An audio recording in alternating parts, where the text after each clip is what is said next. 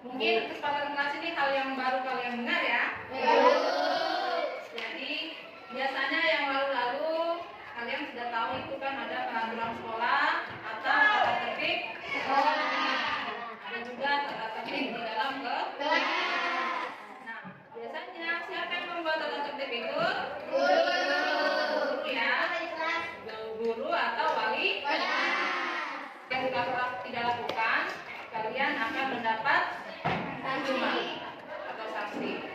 Yang saya inginkan atau yang ibu inginkan, kalian membuat kesepakatan kelas tersendiri, sehingga kalau kalian yang membuat akan timbul kesadaran dari dalam diri kalian sendiri, ya.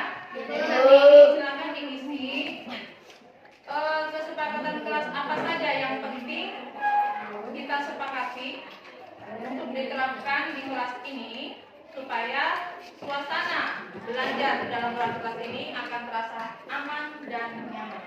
Ya, kita bagikan kertas ini masing-masing. Silakan kalian isi di sini. Setelah sudah diisi, nanti akan ibu beri kesempatan untuk menempelkan di tas. Oke?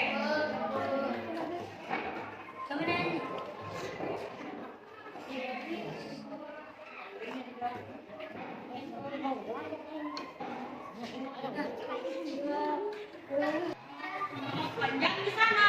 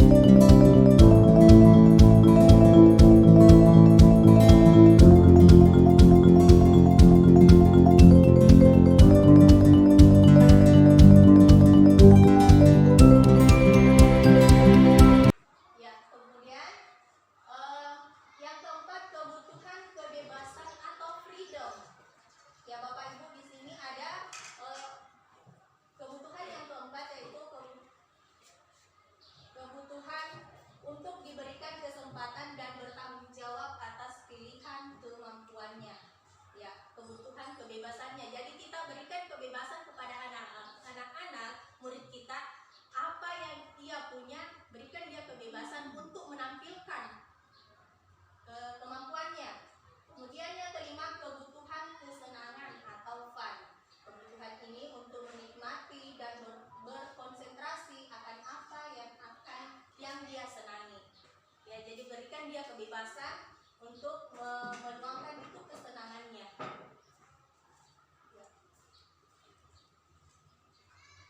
Ya, di sini ada 5 posisi kontrol.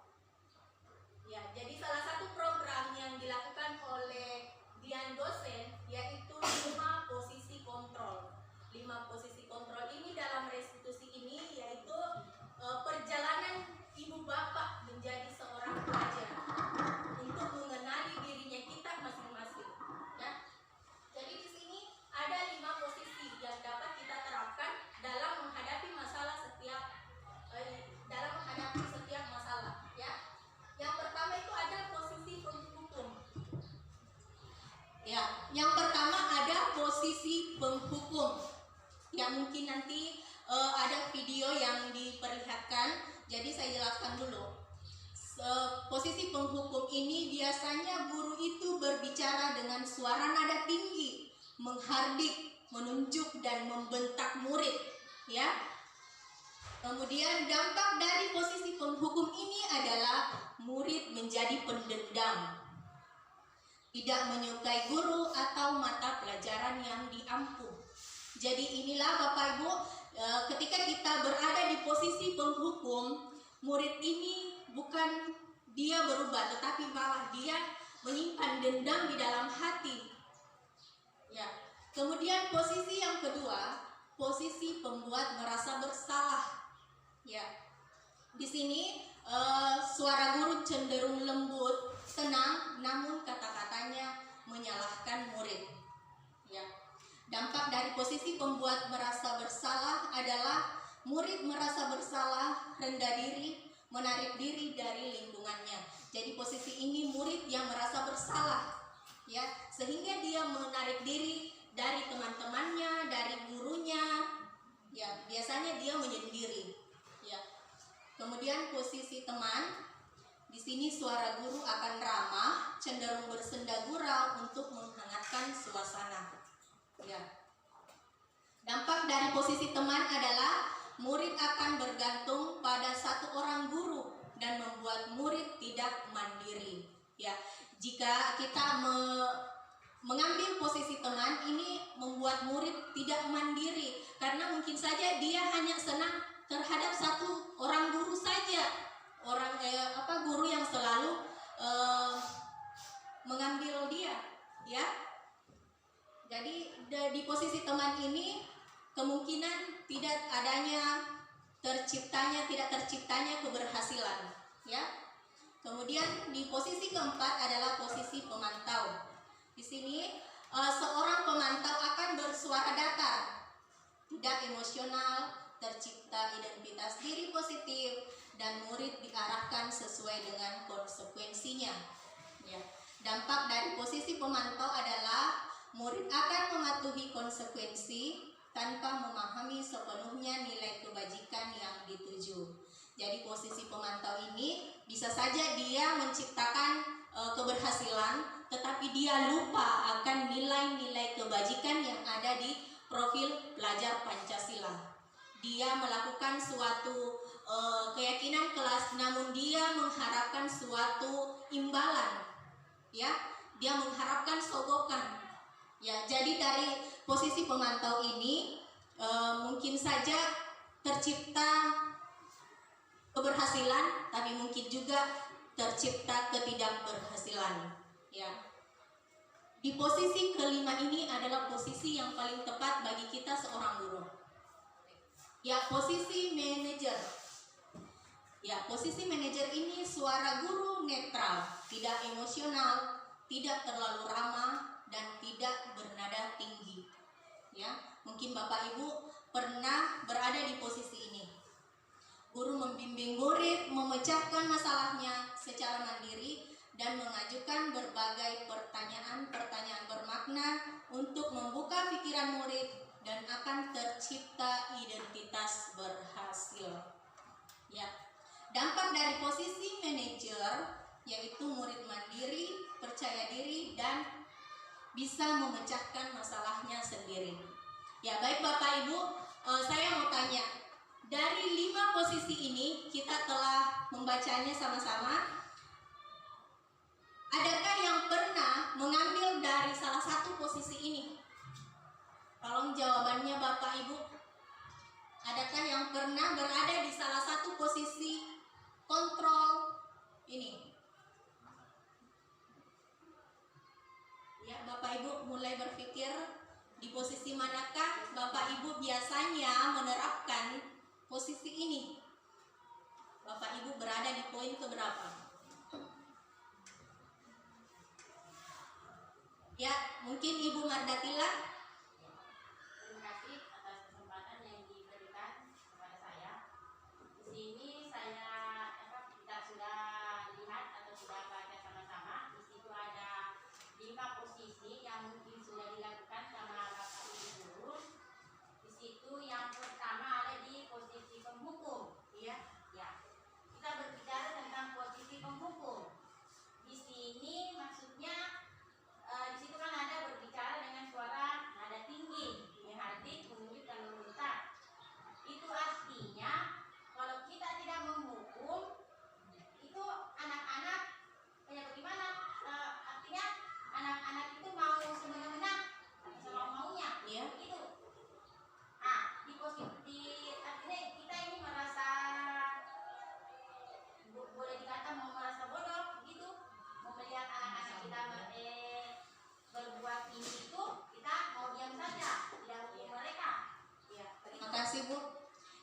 mungkin di sini di posisi penghukum ini mungkin sebelum adanya program guru penggerak ya, kita semua pasti mengalami pernah berada di posisi penghukum. Ya pasti pernah ya. Mungkin dengan adanya nanti ini penerapan budaya positif, posisi penghukum ini kita akan beralih ke posisi yang menciptakan identitas berhasil ya Bapak Ibu ya. Jadi posisi penghukumnya kita buang, nanti kita berada di posisi manajer ya, karena posisi manajer inilah posisi yang paling ideal untuk seorang guru ya. Posisi inilah yang akan membuat murid, yang akan memberdayakan murid itu lebih berhasil lagi, lebih terciptanya kepercayaan diri murid dan bertanggung jawab ya. Ya baik Bapak Ibu, selanjutnya setelah kita mempelajari 5 posisi kontrol, di sini ada segitiga restitusi ya. 5 posisi kontrol segitiga restitusi. Ini ada jalan ketika kita menghadapi masalah terhadap siswa, kita menerapkan 3 segitiga restitusi. Yang pertama itu menstabilkan identitas ya. Ketika kita memanggil siswa yang bermasalah, jangan kita langsung marahi dia, jangan langsung membentak dia, tetapi kita stabilkan dulu identitasnya ya. Stabilkan dulu identitasnya dengan menanyakan berbagai pertanyaan yang memacu. Ya, setiap orang pasti pernah melakukan kesalahan. Ya, ini kata-kata pertanyaan, kata-kata yang bisa disampaikan dalam menstabilkan identitas. Setiap orang pasti pernah melakukan kesalahan. Kamu bukan satu-satunya yang pernah melakukan kesalahan ini. Ya, saya tidak ingin mencari siapa yang salah, tapi saya ingin mencari solusi dari masalah ini. Ya, setelah kita stabilkan identitasnya, kita validasi tindakan yang salah. Di sini ada beberapa pertanyaan, namun hanya saya masukkan 2 poin saja. Kamu tentu punya alasan mengapa kamu melakukan kesalahan itu. Ya, adakah cara yang lebih efektif untuk mendapatkan yang kamu butuhkan? Ya, kemudian setelah kita validasi, kita menanyakan keyakinan. Ya, di sini tadi kita misalnya telah membentuk keyakinan atau kesepakatan kelas. Jadi kita kembali menanyakan keyakinan kelas apa yang telah disepakati. Ya, kamu ingin menjadi orang yang seperti apa? Kalau seperti itu membentang nggak boleh, bisa dikasihkan sedikit cuma jangan terlalu keluar peran. Oh iya Bu. Seperti umpama seperti pembelaan murid yang dibela, jangan terlalu Iya. Kemudian kita menarik sebuah kesimpulan Bu. Setelah kita menstabilkan identitas, kita validasi, kemudian menanyakan keyakinan, kita menarik sebuah kesimpulan. Apa yang dapat kamu lakukan untuk mempertanggungjawabkan kesalahanmu? Ya, jadi inilah proses segitiga restitusi ketika kita mendapati siswa yang bermasalah. Ya, di sini tindakan aksi nyata saya yang telah saya lakukan di kelas 7B, yaitu membentuk kelas impian dan keyakinan kelas. Di sini mereka murid sendiri yang mengeluarkan pendapatnya ya. Ya, di sini ada dokumentasi tentang pembentukan kelas impian dan keyakinan kelas. Lanjut Bu. Ya, setelah bentuk di sini kita menyusun keyakinan kelas bersama murid. Ya, adapun hasilnya yang telah saya lakukan bersama murid kelas 7A, yaitu kelas impiannya tersedia fasilitas, sarana dan prasarana yang memadai. Pemberian pelajaran dan tugas harus sesuai dengan yang telah ditentukan kurikulum. Kelas yang selalu bersih dan rapi, kelas yang aman dan nyaman, kelas yang selalu disiplin, kelas yang kompak, kelas yang tertib dan sopan. Jadi semua kelas impian ini mereka sendiri yang mengeluarkan pendapatnya masing-masing, ya. Jadi saya tinggal menyusunnya saja. Lanjut dengan keyakinan kelas. Keyakinan kelas ini budayakan 5S: senyum, salam, sapa, sopan, dan santun. Kedisiplinan berpakaian, saling tolong menolong, saling menghargai, bergotong royong, bersikap mandiri, disiplin, tertib, sopan, amanah, dan jujur, bertanggung jawab, membuang sampah pada tempatnya, membentuk dekorasi kelas yang bagus secara bersama. Ya, di sini keyakinan kelas ini saya mengambil mengangkat sebuah keyakinan kelas yang harus saya terapkan, karena tidak mungkin dari beberapa keyakinan kelas tadi itu saya mau terapkan sekaligus. Jadi saya ambil salah satunya saja, yaitu kedisiplinan berpakaian. Ya. Sesuai dengan aksi nyata, saya menerapkan segitiga restitusi. Sebelum adanya penerapan budaya positif, mungkin kita sering mendapati siswa dengan memakai baju di luar, dia tidak disiplin berpakaian. Di sini ada contoh dokumentasi dia mengeluarkan bajunya. Kemudian saya memanggil murid tersebut dengan menerapkan tadi segitiga restitusi dengan posisi kontrol guru sebagai manajer. Saya berusaha untuk menerapkan posisi kontrol manajer. Ya, adapun hasilnya, perubahannya setelah menerapkan keyakinan kelas, alhamdulillah perlahan-lahan, mungkin tidak sekaligus ya, siswa kita itu bisa berubah 100%. Namun sedikit demi sedikit sudah ada perubahan oleh siswa kita. Ya, inilah perubahan setelah adanya keyakinan kelas yang ada di kelas 7B. Ya. Terima kasih Bapak Ibu, mungkin ini saja materi yang dapat saya sampaikan.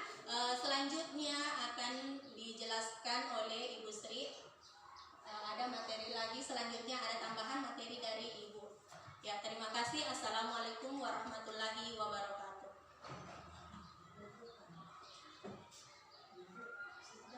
Ya, sebelum saya melanjutkan materi, mari kita saksikan bersama-sama. Mungkin tadi kalau saya lihat dan saya juga pada awalnya kurang memahami itu posisi kontrol itu seperti apa. Kalau kita hanya lihat teksnya mungkin kurang paham.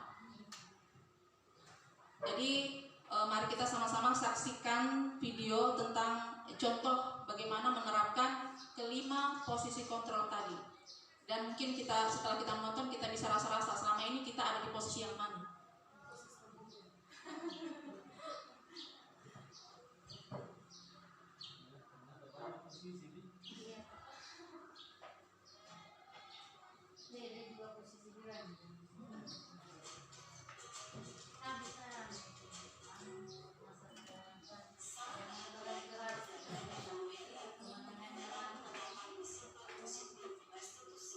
Salah satu dari yang pertama adalah norma posisi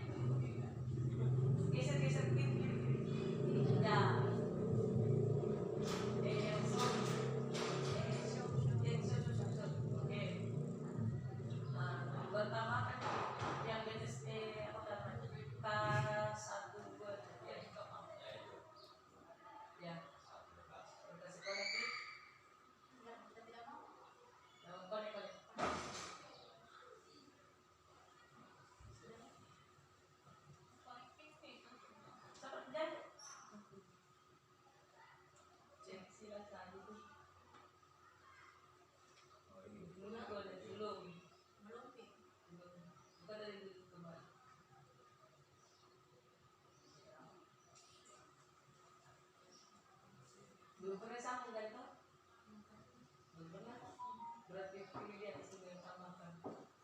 Paling atas siap. Ya. Oke. Sabar teman-teman. Naik ke kaki yang bawah. Down.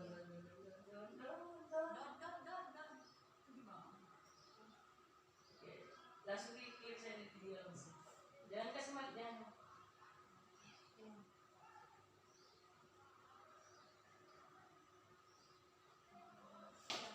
Bilang suaranya laptop tak? Itu udah X. Ya, tanpa kita. Oke. Salam bahagia Ibu dan Bapak guru hebat. Dalam penerapan disiplin positif restitusi, salah satu program yang dikembangkan adalah 5 posisi kontrol. 5 posisi kontrol dalam restitusi adalah proses perjalanan seorang pendidik agar dapat mengenali dirinya. Pada video kali ini, kita akan membahas tentang 5 posisi kontrol yang dikembangkan oleh Diane Goshen dan contoh penerapannya.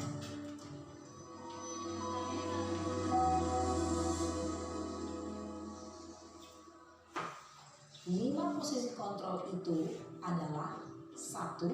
Posisi penghukum, 2. Posisi pembuat merasa bersalah, 3. Posisi teman, 4. Posisi pemantau atau monitor, dan 5. Posisi manajer. Untuk lebih memahami kelima posisi tersebut, mari kita saksikan kasus Naren yang terlambat hadir 20 menit di sekolah dan melihat bagaimana kelima posisi kontrol dalam menghadapi masalah tersebut.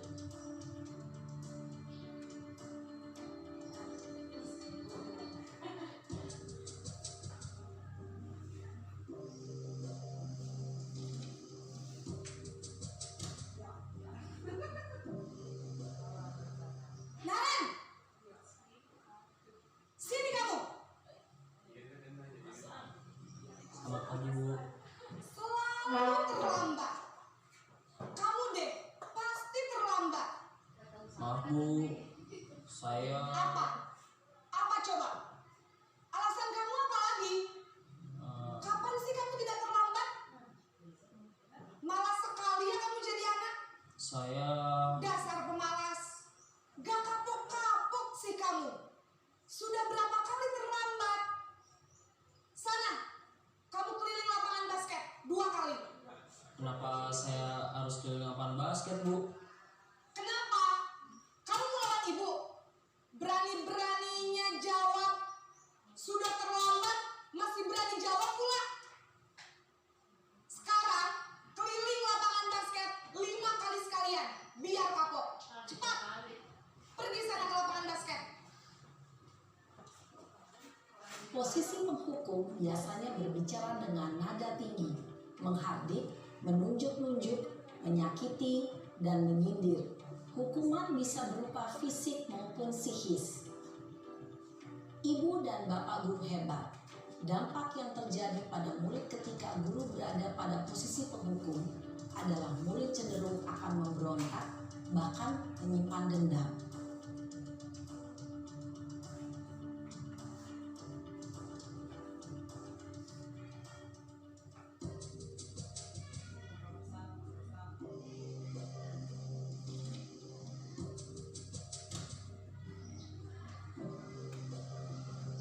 Naren,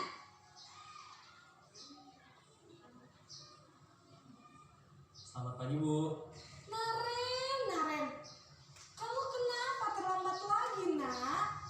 Ya Tuhan, Naren. Kamu senang ya bikin ibu susah ya? Kalau kamu terlambat lagi, nanti ibu yang ditegur bapak kepala sekolah, nak. Disangka ibu tidak bisa membina kamu.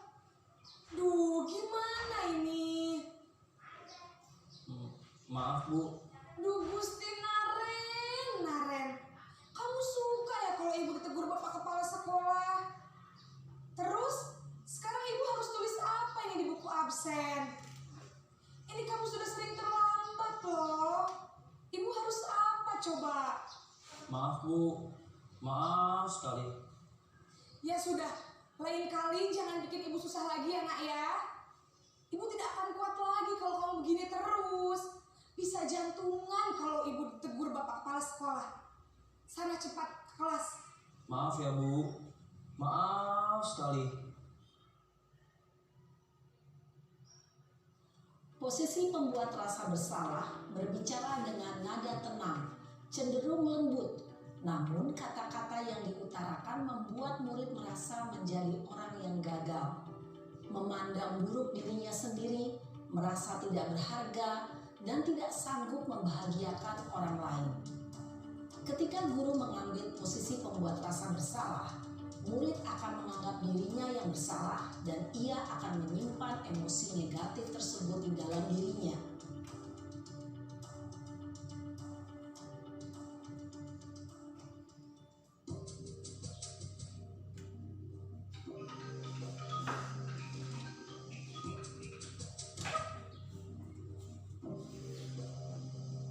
Naren!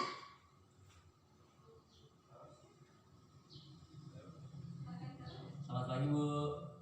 Wah, sudah jam berapa ini nak? Terlambat lagi ya sayang.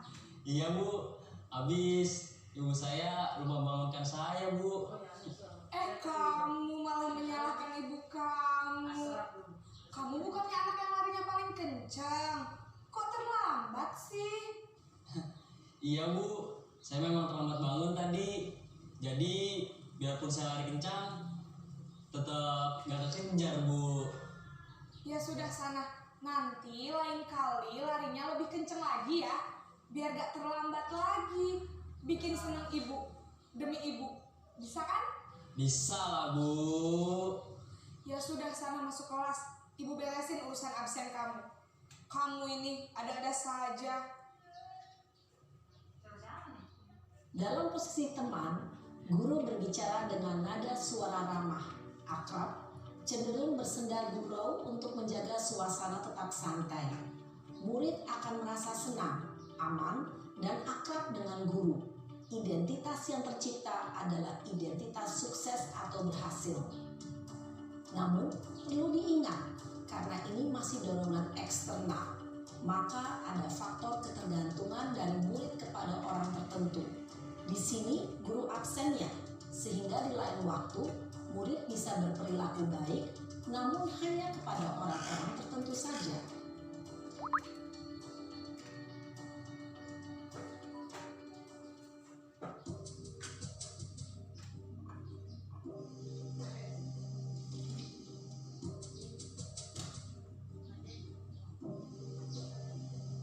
Naren!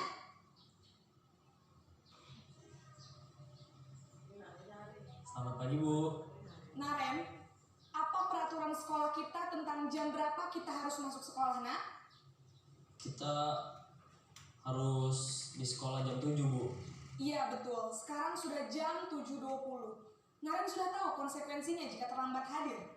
Paham Bu, saya harus tinggal kelas pas jam istirahat selama 20 menit. Iya benar, konsekuensinya demikian. Jadi nanti jam 9.30 pas istirahat, kamu harus tinggal di kelas, kerjakan tugas tambahan untuk ketertinggalan kamu, ya? Baik Bu. Posisi pemantau mengandalkan penghitungan atau data untuk mengontrol murid. Guru mengarahkan murid berdasarkan peraturan dan konsekuensi. Seorang pemantau menunjukkan bahasa tubuh dan ekspresi wajah yang datar dan cenderung formal.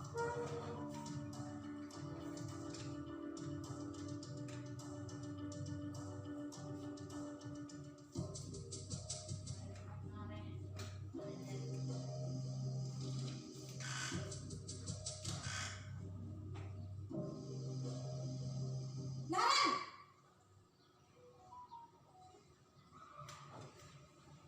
Selamat pagi Bu. Selamat pagi, Naren. Maaf Bu, saya terlambat. Iya, sekolah masuknya jam 7, sekarang sudah jam 7.20.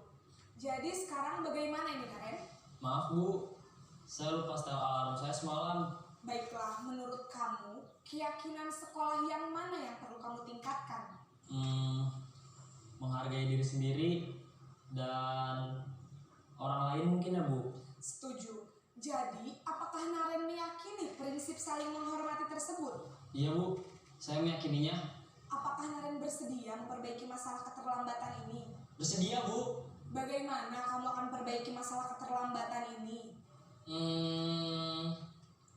Saya akan coba untuk tidak lupa menyetel alarm saya Bu.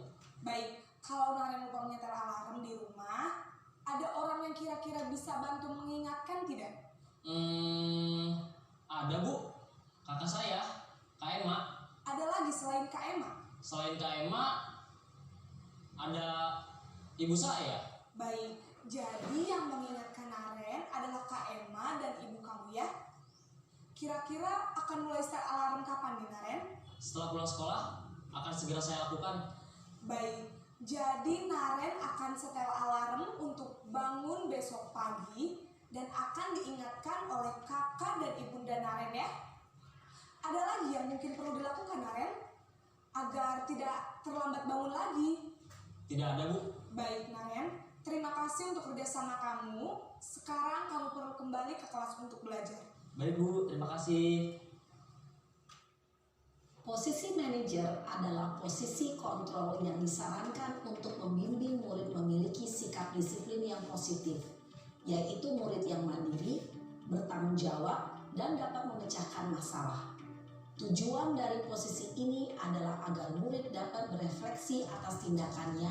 Guru akan dengan tulus memberikan pertanyaan-pertanyaan bermakna, sehingga membuat murid dapat belajar dari kesalahannya dan mencari sebuah solusi untuk menyelesaikannya. Ibu dan Bapak guru hebat, setelah mengamati adegan kelima posisi kontrol tadi, kira-kira posisi mana yang paling ideal? Posisi mana yang dapat menunjang motivasi intrinsik murid? Ya, tentu posisi manajer. Posisi ini memang posisi ideal yang ingin dituju setiap pendidik. Pada posisi inilah, guru dapat menerapkan disiplin positif yang berpihak pada murid, yang memerdekakan murid. Perjalanan seorang pendidik tentunya tidak mudah untuk sampai pada posisi seorang manajer.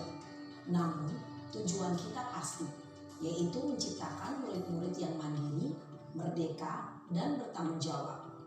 Semoga penggambaran 5 posisi kontrol yang telah diperlihatkan ini dapat menjadi ajang refleksi bagi kita semua, agar dapat terus mengasah dan menerapkan disiplin positif yang memerdekakan murid.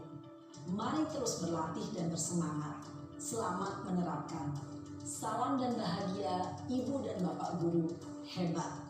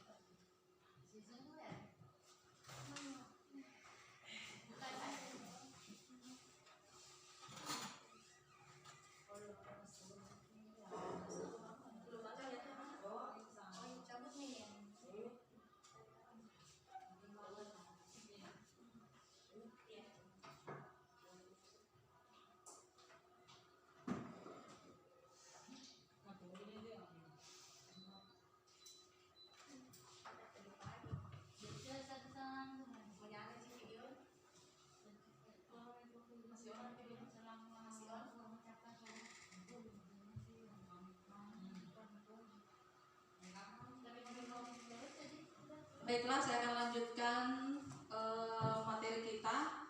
Tadi kan kita sudah menyaksikannya video bagaimana gambaran posisi kontrol yang telah kita lakukan di sekolah sebagai seorang guru ketika menghadapi siswa yang bermasalah. Contohnya tadi adalah siswa yang terlambat. Nah, di sini mungkin bisa kita lihat garis besarnya. Jika kita tidak ingin gagal, sebaiknya kita menghindari posisi kontrol sebagai penghukum dan pembuat masalah. Seperti tadi pertanyaannya Ibu Mardatila, katanya bagaimana kalau siswa tidak dibentak, dimarahi, mereka akan semena-mena. Saya kira anak di usia sekolah perlu bimbingan ya. Jadi tidak semua hal harus diselesaikan dengan emosi. Pengalaman saya sendiri kemarin di kelas 9B, salah satu siswa kita yang mungkin kita sudah ketahui bersama, saya berusaha menempatkan diri saya bagaimana kalau saya adalah dia. Karena kalau kita perhatikan, siswa-siswa yang sering membuat masalah adalah siswa-siswa yang bermasalah juga di rumahnya. Jadi jangan sampai di rumah kacau, dimarahi orang tua, di sekolah juga dimarahi oleh guru. Akhirnya, apa dampaknya pada siswa? Kita lihat di bawah, dia akan terus-menerus mengulangi kesalahannya. Dan mungkin pengalaman kita seperti itu ya. Walaupun siswa itu dimarahi seperti apa, dihukum seperti apa, berikutnya dia akan lakukan terus kesalahan itu. Bahkan untuk menghindari hukuman, bahkan dia berbohong kepada guru. Kemudian pembuat merasa bersalah. Dengan membuat orang merasa bersalah, dampaknya pada murid adalah murid akan merasa rendah diri. Ketika dia merasa rendah diri, maka dia akan lebih banyak diam. Bahkan di kelas pun dia tidak mau berpartisipasi. Kemudian untuk identitas berhasil atau sukses ada 3, yaitu kita menjadi teman, pemantau, dan yang terakhir adalah manajer. Tapi ada beberapa hal dampak negatifnya pada posisi teman, yaitu lemah, tidak mandiri, dan tergantung.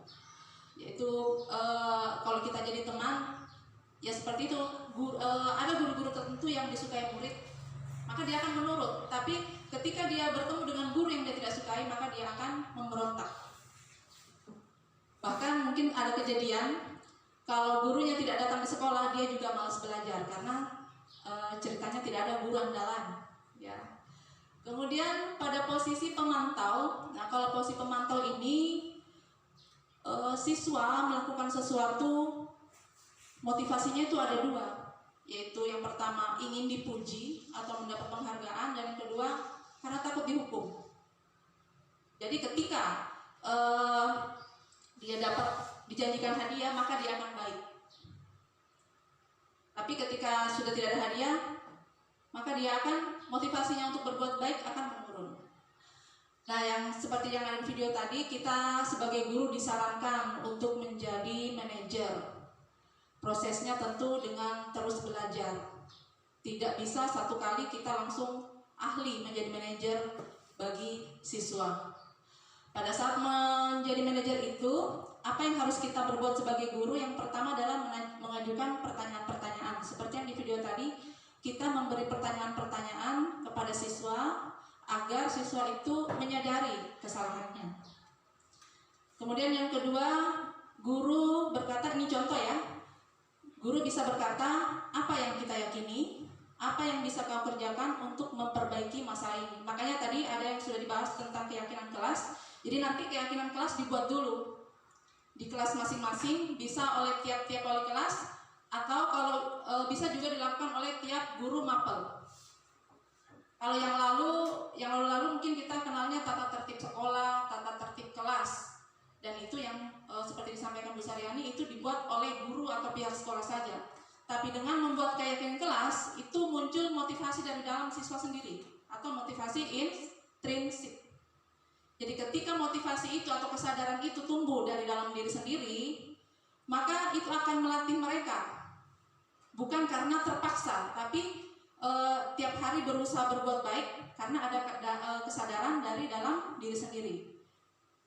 Dan itu akan membentuk disiplin yang positif di kelas, dimulai dari kelas, dan nanti diharapkan bisa menjadi disiplin positif di lingkungan sekolah dan keluarga.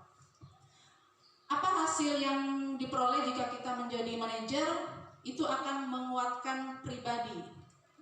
Ya, kita harapkan tentu siswa-siswa kita memiliki karakter yang baik, pribadi yang baik. Kemudian murid berkata, bagaimana caranya saya bisa memperbaiki keadaan? Jadi setelah nanti dia menyadari kesalahannya, dia sendiri yang menentukan apa yang bisa saya lakukan untuk memperbaiki kesalahan saya. Dan yang terjadi pada murid adalah siswa atau murid bisa belajar untuk mengevaluasi diri dan memperbaiki diri. Mungkin kalau kita melihat diri kita sendiri ya Bapak Ibu, kalau kita berbuat kesalahan, pasti kita tidak ingin dihukum, ya. Kita pasti ingin menyelesaikan masalah dengan baik, karena kalau kita dihukum itu akan menyebabkan sakit hati, apalagi ini siswa anak-anak. Memang perjalanan ke posisi manajer itu berat, tapi tidak ada yang tidak mungkin jika kita konsisten melakukan secara bertahap. Contohnya tadi mungkin bisa kita lihat apa yang harus kita lakukan seperti yang di video tadi. Nanti mungkin di lapangan akan kita lakukan sesuai dengan kesalahannya apa.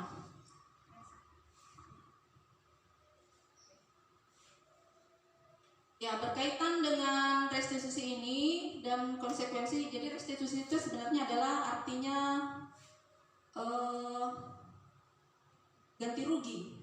Tapi ganti ruginya bukan berupa hukuman. Kita punya kesalahan, bukan dihukum, tetapi kita harus ganti rugi kesalahan yang telah kita perbuat.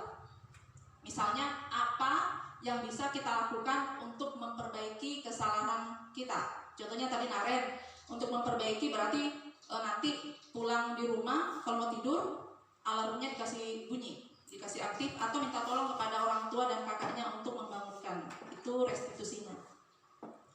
Dan dengan mereka atau murid memecahkan masalahnya sendiri, maka murid akan mendapatkan penguatan, masalah terpecahkan, dan dia akan belajar untuk bertanggung jawab. Jadi kalau berbuat salah harus bertanggung jawab. Tapi sekali lagi bertanggung jawabnya bukan dengan melakukan hukuman, ya. Nah, restitusi itu apa?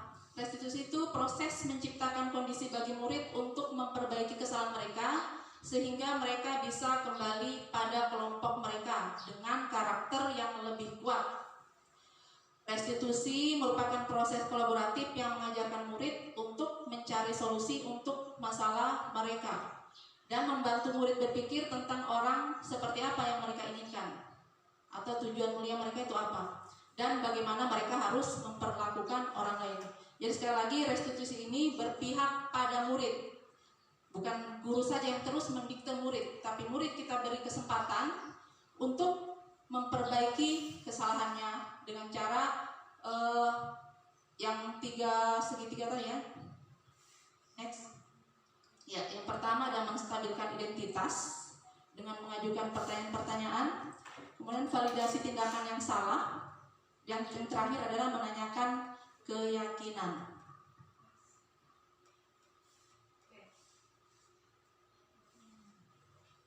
Jadi sebelum kita menerapkan ini segitiga restitusi, mungkin nanti kita buat dulu pedoman keyakinan kelasnya seperti apa. Jadi keyakinan kelas ini akan menjadi kontrol sehingga tidak akan ada lagi hukuman. Ya, tapi diajar untuk menemukan solusi dari permasalahannya. Kenapa kita harus menghindari hukuman? Karena hukuman itu adalah sesuatu yang menyakitkan. Bagaimana Bapak Ibu? Kalau kita dihukum sakit nggak? Sakit. Kalau hukumannya secara verbal, pasti yang sakit hati. Kalau non verbal, kekerasan yang sakit badan, misalnya dipukul, dicubit. Kemudian membuat anak sakit ya fisik maupun hati untuk jangka waktu yang lama. Yang ketiga, anak membenci kedisiplinan. Kita selama ini memahami disiplin itu berarti harus tegas, salah dihukum. Padahal bukan itu. Disiplin itu berarti harus muncul dari dalam diri siswa sendiri. Kemudian yang ketiga, hukuman itu bersifat memaksa siswa untuk mengikuti aturan supaya tidak dihukum.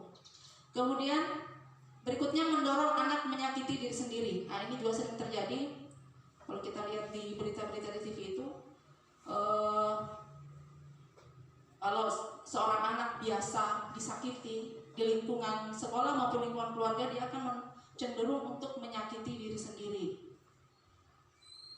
Mungkin Bapak Ibu pernah nonton berita, bahkan ada anak-anak yang bunuh diri ya di daerah Jawa sana karena adanya kekerasan di sekolah. Dia bawa di rumah, memendam, akhirnya dia menyakiti diri sendiri. Mudah-mudahan di sini tidak ada. Kemudian dia mempunyai konsep diri yang buruk. Konsep diri yang buruk itu seperti ya dia menganggap dirinya buruk, tapi dia tidak tahu bagaimana cara menyelesaikan, sehingga biasanya ini akan berlanjut terus. Misalnya dia punya anak, ya dia berbuat kasar lagi sama anaknya karena dia sudah mempunyai konsep diri yang buruk, salah harus dihukum. Kemudian anak belajar untuk menyembunyikan kesalahan ya tadi karena takut dihukum, akhirnya dia berbohong. Kita tanya, pasti pernah ya siswa kita tanya kenapa terlambat? Pasti banyak alasannya.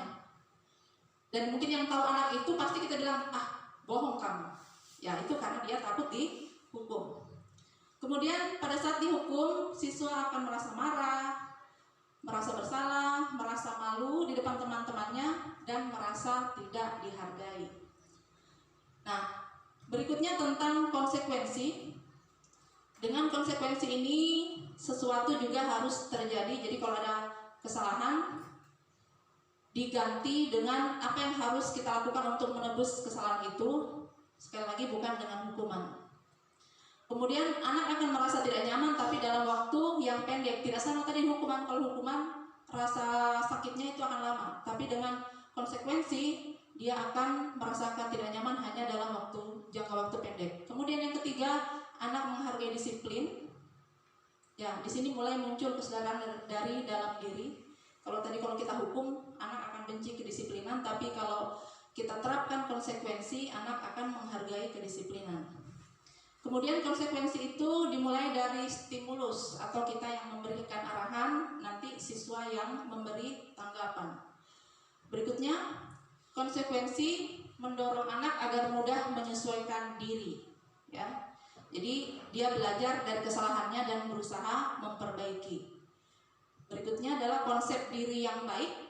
Ya, tidak seperti yang tadi hukuman, dia akan memandang dirinya buruk. Kalau diberi konsekuensi, dia akan belajar untuk menghargai diri. Kemudian anak juga belajar untuk mematuhi peraturan tanpa paksaan. Kemudian kehilangan hak, dibuat tidak nyaman, diasingkan, tapi hanya untuk sementara. Next. Ini contoh apa itu, yang mana hukuman, yang mana konsekuensi. Hukuman yang pertama ya, mencatat 100 kali di dalam buku kalimat saya tidak akan terlambat lagi. Ya, siswa terlambat terus disuruh tulis di buku 100 kali. Itu adalah merupakan hukuman. Karena pasti sakit, capek.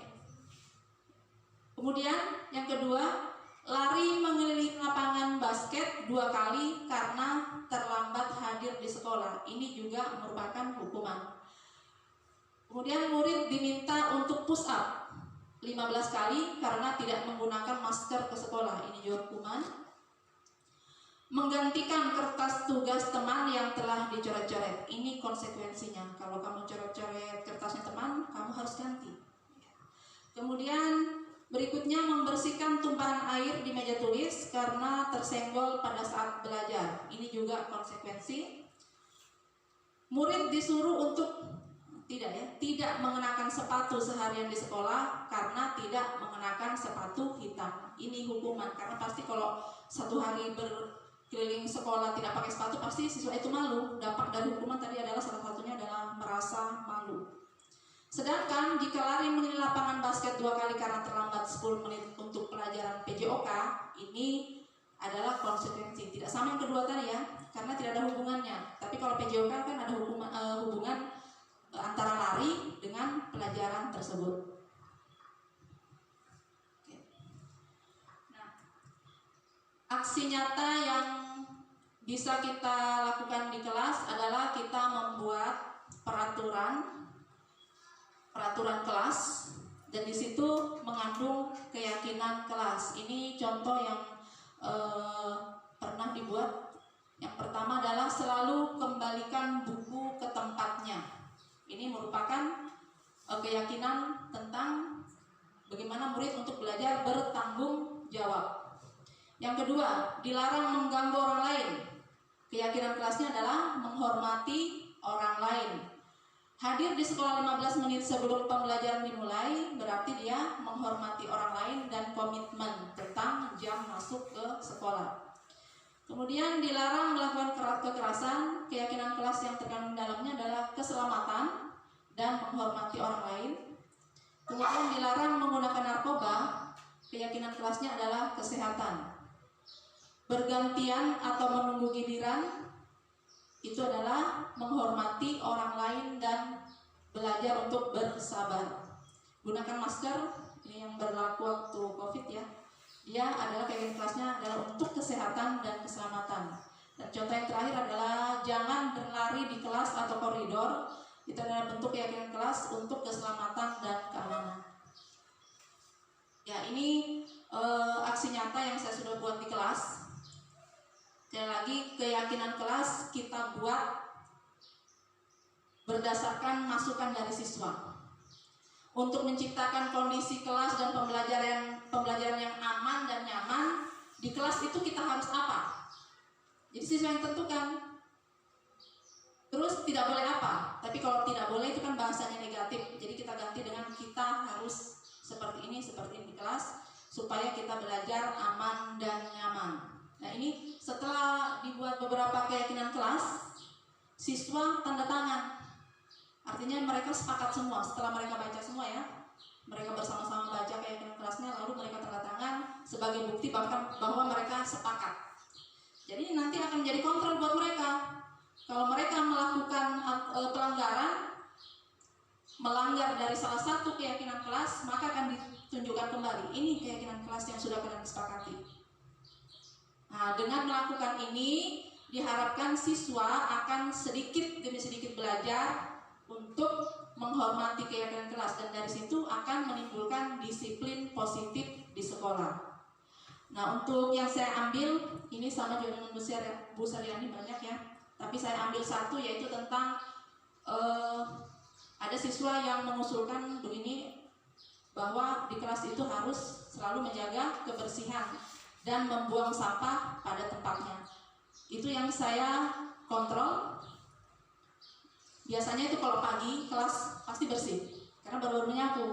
Tapi tunggu-tunggu nanti habis keluar main pasti terhampur sampah. Nah, kebetulan saya masuk di kelas 7 itu setelah jam keluar main 2 jam dan 1 jam itu terpotong ya. Dalam 2 minggu setelah saya membuat keyakinan kelas, saya lihat ada perubahan. Jadi biasanya itu terhampur sampah. Sekarang paling hanya 1-2 orang saja yang ada sampah di bawah mejanya. Dan ketika itu terjadi, temannya yang lain mengingatkan, bilang, ingat keyakinan kelas kita. Ya. Jadi sebelum kita menjalankan tadi 5 posisi kontrol, tapi disarankan yang manajer ya, kita harus buat dulu keyakinan kelas sebagai kontrol di kelas. Mungkin bisa dimulai dari wali kelas, dan kalau guru pelajaran juga boleh kalau merasa misalnya ada yang merasa tidak nyaman, misalnya bahasa Inggris ya, apa yang harus mereka lakukan. Seperti itu. Jadi bisa dibuat oleh wali kelas, bisa juga per mata pelajaran. Apa saja yang kelas yang penting, itu tujuannya adalah supaya di kelas itu kita belajar dengan aman dan nyaman. Seperti itu. Oke, mungkin sampai di sini pemaparan saya. Mungkin selanjutnya ya bisa kita diskusi atau sharing, berbagi di kelas, pengalaman apa yang sudah terjadi di kelas. Seperti kalau saya refleksi diri saya sendiri, sebenarnya saya sudah melakukan posisi kontrol sebagai manajer, sudah. Walaupun lebih sering penghukum, tapi untuk manajer saya juga sudah pernah, tapi mungkin tidak semua saya lakukan. Mungkin hanya sebatas menanyakan kamu salahnya apa, itu saja. Saya tidak bisa menanyakan keyakinan kelas karena pada saat yang lalu itu kan belum bikin keyakinan kelas, barusan saja. Jadi mungkin nanti kita bisa belajar sama-sama. Dan artinya setelah kita pahami ini bersama, baik melalui paparan tadi maupun dari video, kita nanti bisa saling mengingatkan Jadi kalau ada guru yang lepas kontrol, marah sampai gimana ya? Ya. Karena saya sering juga begitu, kalau sudah emosi sama siswa ya begitu menghukum. Ya, nanti mungkin kita bisa mengingatkan. Sehingga nanti kedepannya sudah tidak ada lagi kekerasan di dalam sekolah. Sangat miris juga kalau kekerasan itu dilakukan oleh guru. Ya. Guru seharusnya memberikan contoh yang baik, tapi kalau melakukan kekerasan kepada siswa, kekerasan bukan hanya fisik, yang verbal juga. Itu sangat disayangkan. Jadi kedepannya mudah-mudahan kita bisa lebih baik lagi dalam menghadapi siswa. Saya yakin tidak mudah menghadapi ratusan siswa dengan beraneka ragam karakter, dan ada beberapa siswa yang kalau dalam istilah kita bandel kapatuli ya. Jadi mari kita belajar bersama-sama. Oke, berikutnya silakan Bapak Ibu sharing pengalamannya atau bisa memberi masukan tentang materi kita tadi. Silakan berarti. Jadi assalamualaikum warahmatullahi wabarakatuh. Terima kasih. Jadi mungkin ada sedikit pertanyaan tentang yang saya alami selama proses belajar mengajar. Jadi gini, kalau di awal mata pelajaran saya selalu buat kesepakatan dengan siswa tentang bagaimana proses dalam kelas dengan di luar kelas. Jadi misalkan ada beberapa hari ini kan sudah mulai waktunya praktek, tapi ada beberapa siswa yang melanggar kesepakatan yang telah kita buat dari pertemuan pertama.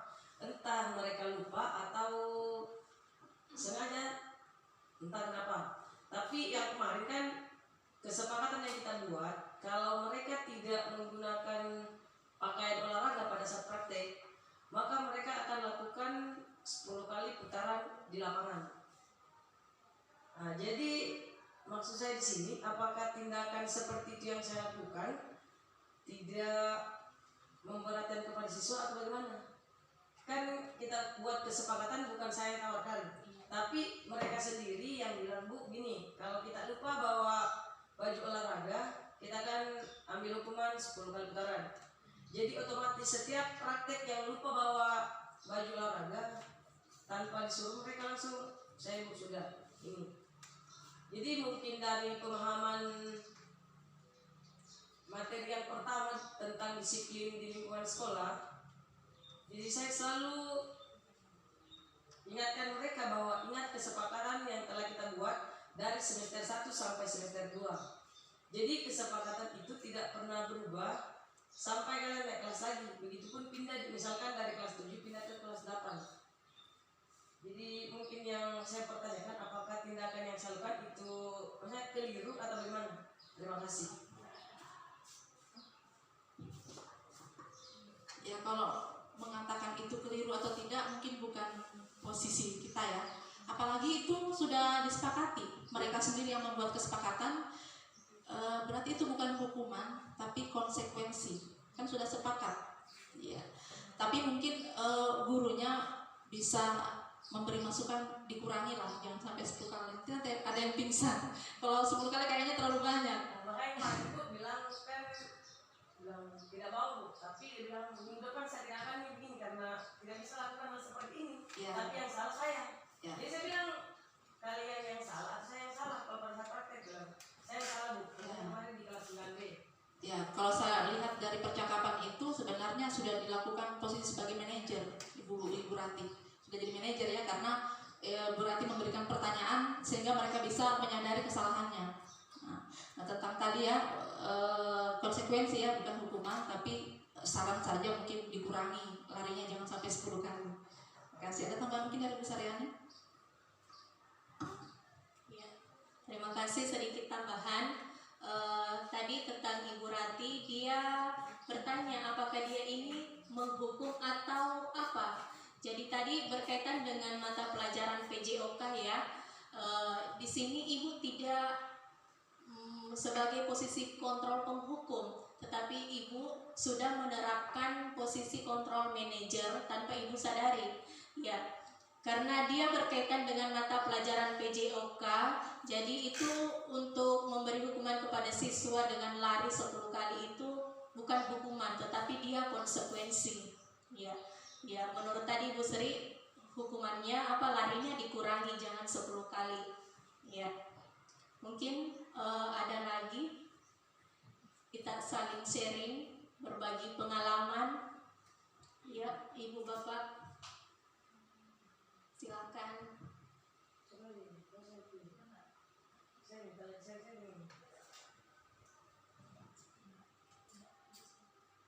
Jadi intinya untuk menciptakan disiplin positif di sekolah bukan tugas 1-2 hari, bukan juga tugas 1-2 guru, tapi semua yang ada di sekolah, warga sekolah, guru, kepala sekolah, dan murid. Dan kalau bisa orang tua juga dilibatkan. Jadi kalau bilang hanya guru penggerak saja yang kerjakan itu, oh tidak. Karena tujuannya bukan untuk guru penggerak, tapi untuk sekolah. Kebetulan saja kami yang ikut pelatihannya. Jadi kedepannya kami harapkan kolaborasi kita bisa lebih ditingkatkan lagi demi terciptanya keamanan dan kenyamanan di lingkungan kelas, lalu di lingkungan sekolah.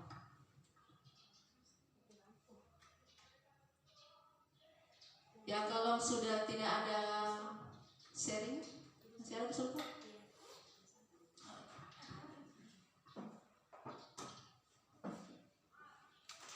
Baik, terima kasih atas kesempatan memberikan. Assalamualaikum warahmatullahi wabarakatuh.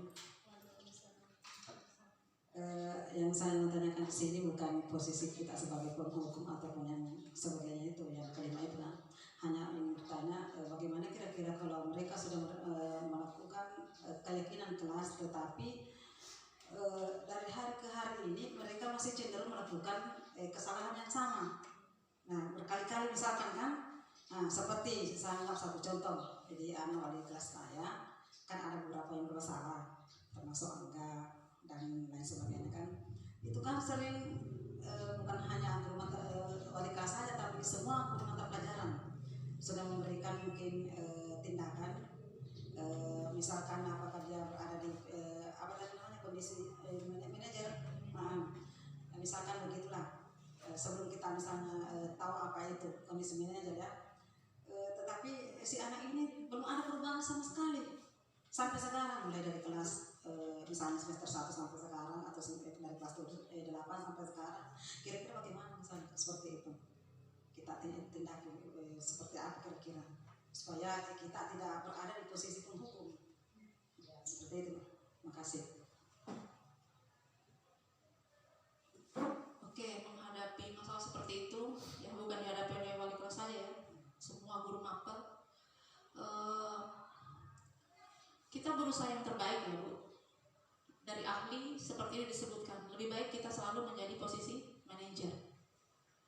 Adapun berhasil atau tidaknya, mungkin sudah tidak bisa dibebankan sama kita lagi, apalagi untuk kasus-kasus siswa seperti ini ya, yang bertahun-tahun tidak ada perubahan. Bahkan saya perhatikan lanjut di sekolah tingkat atas lagi tetap seperti itu. Tapi minimal kita sudah berbuat yang terbaik. Nah, seperti saya katakan tadi, menjadi posisi manajer itu bukan 1-2 hari baru kita bisa ahli. Jadi keinginan kita setelah kita menjadi manajer, itu siswa juga belajar juga menjadi manajer bagi dirinya sendiri. Mungkin dampaknya pada saat kita lakukan posisi manajer mungkin sekarang tidak kita rasakan.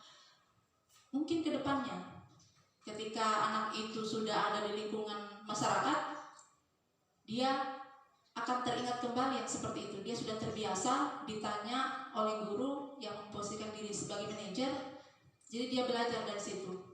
Jadi untuk siswa-siswa yang khusus seperti ini, tetap lakukan yang terbaik. Adapun hasilnya nanti Tuhan yang tentukan Bu. Ya, mungkin kita tidak bisa rasakan sekarang. Mudah-mudahan dan kita selalu berdoa semoga anak-anak kita ini ke depannya akan lebih baik lagi di lingkungan masyarakat. Seperti itu. Sedikit tambahan. Menurut apa tadi dari Ibu Sulfa, mungkin saya sedikit menambahkan seperti siswa kita yang bermasalah, bukan kita hanya menilai dari kondisi anak itu sendiri. Dan tadi sudah kami jelaskan, kita mengetahui tentang kebutuhan dasar murid kita. Ya, ada tadi 5 kebutuhan dasar manusia. Mungkin kita bisa belajar dari situ, apa kebutuhan apa sih yang dia inginkan anak itu. Ya, kemudian kita memposisikan diri sebagai manajer. Ya, mungkin ada tambahan dari Bapak kepala sekolah atau ibu guru yang lain bisa masukannya. Atau ada yang sudah berhasil atau menangani siswa seperti ini?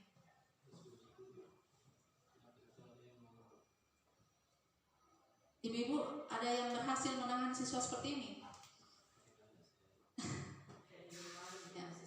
Ya. Jadi seperti disinggung tadi Bu Saryani, kita harus memahami kebutuhan dasar apa sih yang dibutuhkan oleh anak ini. Misalnya dia mengganggu teman, berarti dia butuh diperhatikan.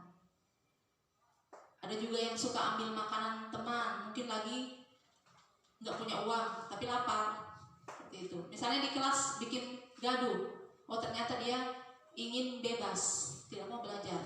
Mungkin bisa kita terapkan cara lain.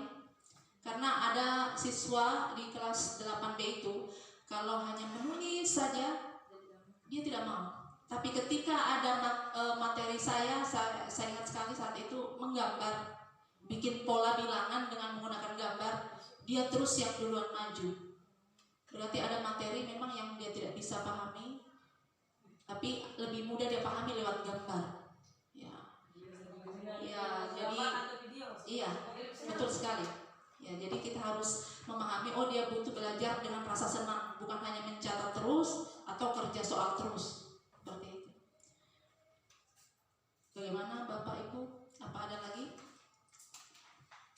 Ya, kalau tidak ada, sebelum saya akhiri, jadi kesimpulan yang bisa diambil pada kegiatan hari ini adalah penerapan disiplin positif di sekolah bisa kita mulai dari dalam kelas dengan membentuk sebuah keyakinan kelas. Bisa dilakukan oleh per wali kelas atau bisa dilakukan oleh masing-masing guru pelajaran. Nantinya keyakinan kelas yang sudah kita buat ini akan kita tempel di dinding untuk siswa lihat tiap hari, supaya ketika melakukan pelanggaran dia akan langsung menyadari, oh di sana kesalahan yang sudah saya buat, karena kesepakatan kelas mereka sendiri yang buat dan sudah disepakati oleh semua warga kelas. Dan yang kedua tentu mari kita bersama-sama berkolaborasi untuk membawa sekolah ini menjadi lebih baik ke depannya. Terutama mari kita lebih berpihak kepada murid. Seperti filosofi Ki Hajar Dewantara, guru itu harus menjadi among. Dia harus mengayomi siswa seperti anak sendiri. Itu keinginan kita. Baiklah, semoga apa yang kita peroleh hari ini mempunyai dampak positif bagi kita semua. Dan saya ucapkan terima kasih atas perhatian dan kesempatan yang diberikan kepada kami.